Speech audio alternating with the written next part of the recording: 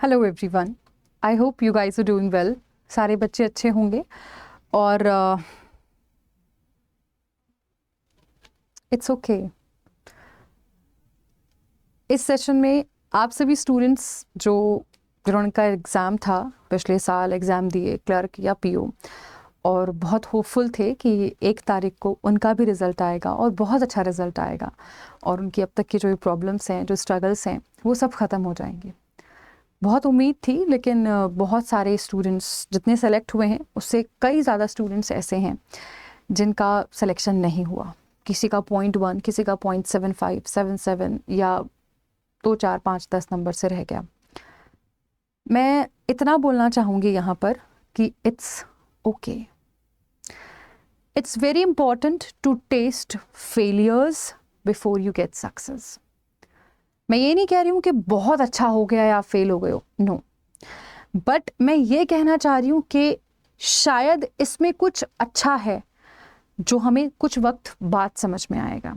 I know ये session मैं अभी 2 दिन बाद यहाँ पर कंडक्ट कर रही हूँ। इसके पीछे भी वजह है क्योंकि उस समय आपका जो दुख था, जब आपने रिजल्ट देखा, उस समय जो आपका दुख था, जो परेशानी थी, जो पीड़ा थी, वो यहाँ थी। अब धीरे धीरे आपने उस चीज़ को अपने अंदर सेटल डाउन कर लिया है, आपने एक्सेप्ट कर लिया है कि 1 साल और आपका संघर्ष का रहने वाला है। आप सभी स्टूडेंट्स, मैं ये बता दूं कि ऑलरेडी उस लेवल पर हैं जहां पर आप ना केवल एक बल्कि इस साल में बैंक के जितने भी एग्जाम्स होंगे, ठीक है, जिसमें भी आप एलिजिबल होंगे, उन सब एग्जाम्स को आप यूं क्वालिफाई करते चलेंगे। क्योंकि जो बच्चा मेंस तक पहुंचा है, जो इस बच्चे ने इंटरव्यू फेस किया है, जाहिर सी बात है वो लायक है। बस छोटी मोटी 2-4 नंबर की कमी रही है जो फॉर श्योर आप इस वर्ष भी पूरा कर लेंगे। इस सेशन को कंडक्ट करने का एक बड़ा रीज़न ये भी है कि ऐसा नहीं सोचेगा कि मैं आपको सिंपैथी देने के लिए यहाँ पर खड़ी हुई हूँ।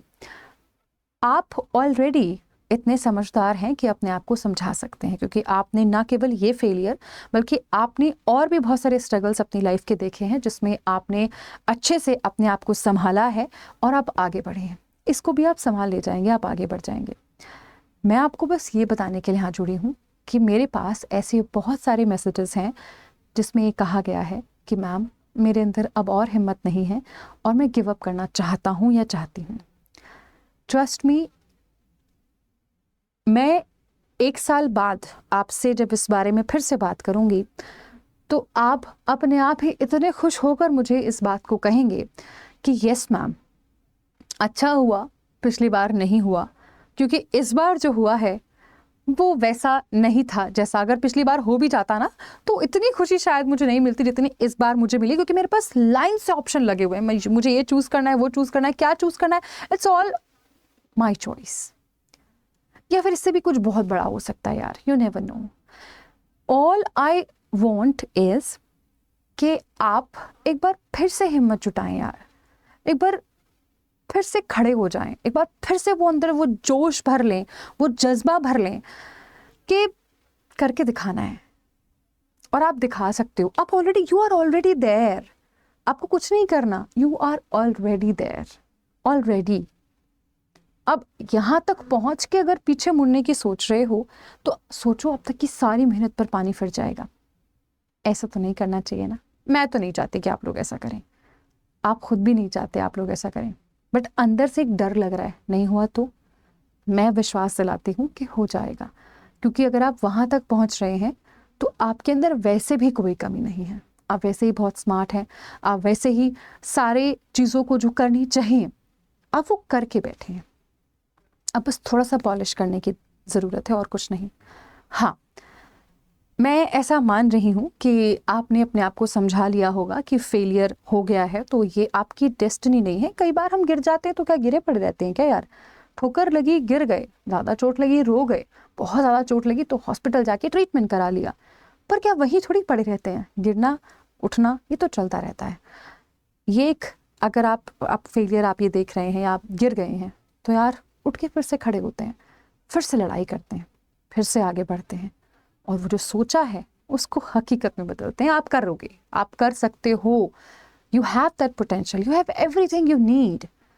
बस एक चीज़ है, ऐसे वक्त में कई बार स्टूडेंट्स जब बहुत डिप्रेस या डिसअपॉइंट होते हैं तो अपनी तैयारी बीच में छोड़ देते हैं, सोचते हैं कि यार मैं तो अब इस लेवल तक तो आ ही चुका हूँ, मैं तो 1 महीना पहले भी पढ़ूंगा तो पेपर निकाल लूँगा। प्लीज़ डोंट डू दैट, नहीं तो कहीं ना कहीं अगले साल ये दुख रिपीट भी हो सकता है, जो हमें नहीं करना है। अभी आपके पास यू हैव अप्रैल, ठीक है, you have May, you have June, you have July. These 4 months will change this whole year. And not only this, आने वाले सारे साल भी ये बदल देगा, सब कुछ बदल देगा, ये 4 महीने सब कुछ बदल देंगे। और अगर ये 4 महीने चले गए तो कुछ भी नहीं बदलेगा और सब कुछ और बुरा हो जाएगा। अब हमारे हाथों में है कि हमें क्या करना है, हमें इन 4 महीनों को अच्छे से यूटिलाइज करना है या बस जाने देना है। और एक और बात बताऊं, आप लोगों के लिए अच्छी चीज़ है, अगर आप इस लेवल तक पहुंच गए हैं, ठीक है, तो एक बात समझ लीजिएगा, सभी से कह रही हूँ, एक बात समझ लीजिएगा कि यार आपको ना दिन में 6-8 घंटे पढ़ने की नीड नहीं है। आप अगर दिन में 3 से 4 घंटे भी अगर पढ़ ले रहे हैं, ठीक है, वो भी रेगुलरली, ठीक है, तो ये बहुत है। और मेरे ख्याल से 24 घंटों में 3 से 4 घंटे निकालना तो कोई बड़ी बात नहीं है ना। Now the crux of the session is कि ठीक है, इट्स ओके टू फेल, ये आपकी डेस्टिनी नहीं है, इसे आप बदल सकते हैं, आपके अंदर वो ताकत है, आप अपनी हर परिस्थिति को बदल सकते हैं।